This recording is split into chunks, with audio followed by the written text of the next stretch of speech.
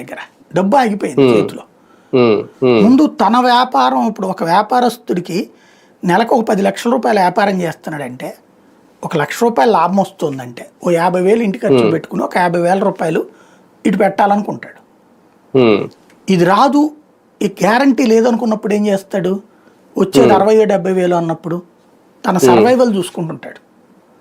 ఇక వీటి జోలికి పోడు. ఇంకొకటి, క్రిందటిసారి మునిగిపోయి నాశనమైపోయి ఆత్మహత్యలు చేసుకున్న వాళ్ళు ఉన్నారు రాజధాని ప్రాంతంలో.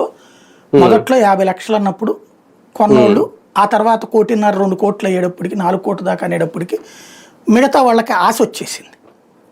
ఈ 1-1.5 అయిన టైంలో ఇంకా పెరిగిపోద్ది, 3 కోట్లు వెళుద్ది, 4 కోట్లు వెళుతుంది అన్నటువంటి వాళ్ళు చుట్టుపక్కల వ్యాపారస్తులందరితో కలిపి చేతులు కలిపేసి అప్పులు తీసుకుని మరి భూములు కొనేశారు అక్కడ కొంతమంది.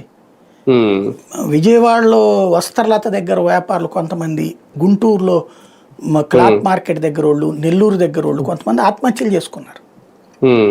ఎందుకు? ఇట్లా కొనేసేసి ఆ తర్వాత రేటు ఇదేమో వీళ్ళు వడ్డీ అంటే 2 రూపాయల వడ్డీలకు తక్కువ ఉండదు వ్యాపారస్తులు తీసుకునే వడ్డీలు.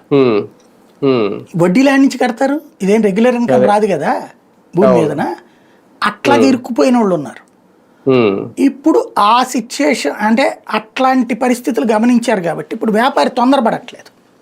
డబ్బులు ఉన్నోడు, నా దగ్గర 10 కోట్లు ఉన్నోడు కొనటానికి వస్తాడు.